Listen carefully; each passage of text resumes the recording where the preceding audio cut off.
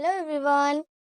मेरा नाम खुशी है। आज हम क्लास 7 की मल्हार बुक का 5th चैप्टर पढ़ेंगे, जिसका नाम है नहीं होना बीमार। क्या है? नहीं होना बीमार। तो इस चैप्टर का नाम ऐसा क्यों रखा गया है कि नहीं होना बीमार? चलो चैप्टर पढ़ते हैं और समझते हैं। एक दिन मुझे साथ लेकर नानी जी हमारे पड़ोसी सुधाकर काका को देखने गई, जो बीमार थे।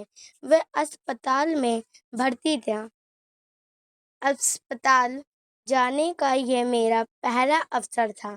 एक बड़े से वार्ड में कई एक जैसे पलंग लाइन से लगे हुए थे।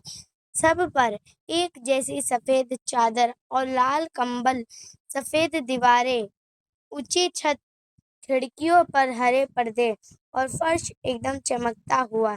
एक पलंग पर सुधाकर काका लेटे हुए थे। एकदम पास पहुंचने पर दिखाई दिया। तो चलो समझते हैं हमने कहाँ तक पढ़ा। भी हमने यहाँ तक पढ़ा है। तो क्या कह रहा है? एक दिन मुझे साथ लेकर, यानी एक लड़का है, यहाँ पे आप लड़के को देख रहे हो, ये रहा। उसने येलो टी शर्ट पहन रखी है। वो लड़का जो है वो अपने नानी के साथ अस्पताल यानी कि हॉस्पिटल जाता है। किस लिए जाता होगा? कि उनके जो काका है सुधाकर, ये नाम भी याद रखना आप। काका कौन है? काका सुधाकर है। सुधा सॉरी, चलो मैं लिख सुधाकर। क्वेश्चन आपका पूछा जा सकता है कि काका कौन है? सुधाकर। तो हम इसको अंडरलाइन कर देते हैं। तो हमारे पड़ोसी सुधाकर काका। ओ, देखो जो लड़का था उनके पड़ोसी थे सुधाकर काका। तो वो जब अपने काका जी को देखने जाता है अपनी नानी के साथ, तो जब वो हॉस्पिटल पहुंचता है तब वो देखता है कि उसके काका जो थे वो एक बिस्तर यानी कि एक पलंग पे लेटे हुए थे। और जब पास जाके उसने देखा तो उन्हें देखकर जो सुधाकर काका थे वे खुश हो गए। यानी कि जो उसके पड़ोसी थे इस लड़के के, उसको देखकर खुश हो गए। और जब वो हॉस्पिटल के अंदर पहुंचता है तो लाइन से बहुत सारी पलंग रखी हुई थी, जिस पे बहुत से लोग थे। और वाइट दीवार थी, टाइल थे, ये सब देखता है। और लाल कंबल और सफेद दीवारें, ऊंची छत, खिड़कियां पर हरे पर्दे, फर्श एकदम चमकता हुआ, ऐसा देखता है वो। और जब वो अपने काके के पास जाता है, हमें देखकर सुधाकर काका जी से खुश हो गए। यानी लड़का कह रहा है जो सुधाकर काका जी है वो हमको देखकर खुश हो गए।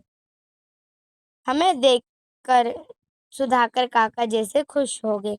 नानी जी ने उनके सिर पर हाथ फेरा और उनके सिरहाने खड़ी हो गई और हाल चाल पूछने लगी। यानी कह रही हैं नानी जो थी, नानी कौन है? ये रही नानी। अब चलो समझ लिया कि ये नानी है।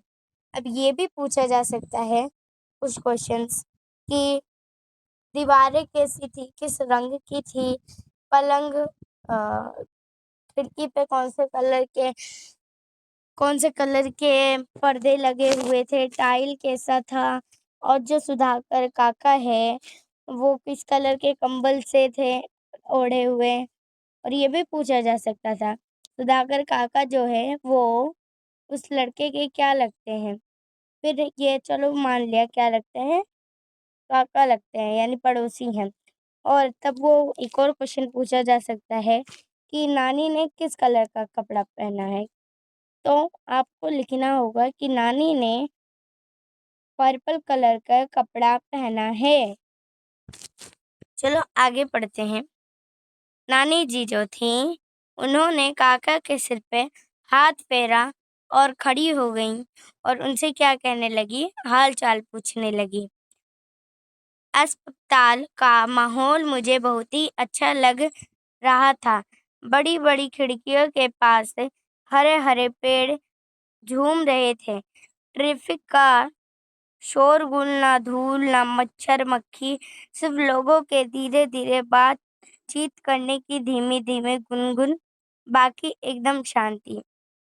कह रहा है लड़का कि जब वह अस्पताल का माहौल देखता है तो उसे बहुत अच्छा लगता है, क्योंकि बड़ी बड़ी खिड़कियां, पेड़ झूमते हुए,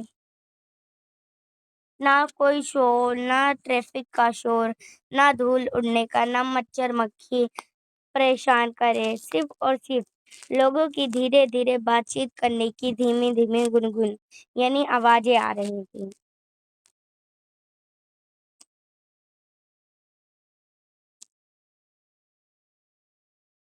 चलो नेक्स्ट पेज पढ़ते हैं। और काका को दवा खिलाई, यानी फिर जब हाल चाल पूछा, ये सब जाना, शोर और नहीं आ रहा था, तब काका को उनकी नानी ने दवा खिलाई।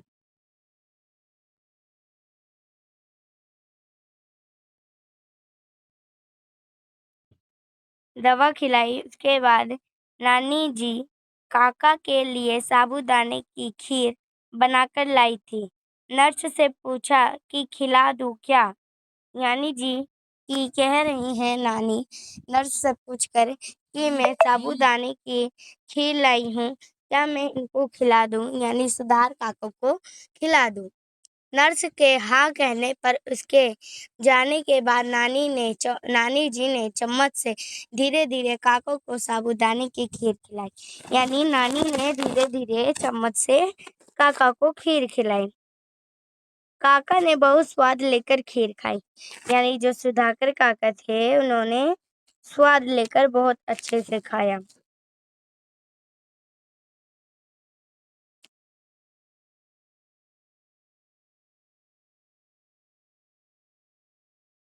एक सेकंड।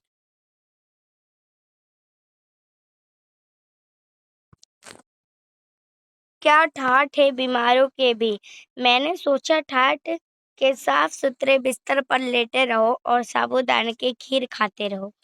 यानी कि जो दादी थी वो पहले तो काका ने बहुत स्वाद लेकर खीर खाई। उसके बाद दादी कहती, क्या ठाठ है भैया, बीमारों के भी मैंने सोचा ठाठ से भी साफ सुथरे बिस्तर पर लेटे रहो।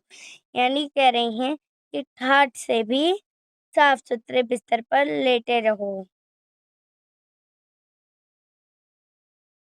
अब आपके मन में एक क्वेश्चन आ रहा होगा कि ठाठ क्या होता है? ठाठ होता है भीड़ जमाव, यानी कि दादी कहती हैं बीमारों के भी क्या ठाठ है, क्या भीड़ है। हॉस्पिटल में वैसे भी बहुत सारे लोगों की ठाठ होती है, भीड़ होती है, जिससे साफ सुथरे बिस्तर पर लेटे रहो। इससे बढ़िया है साफ सुथरे बिस्तर पर लेटे रहो और साबूदाने की खीर खाते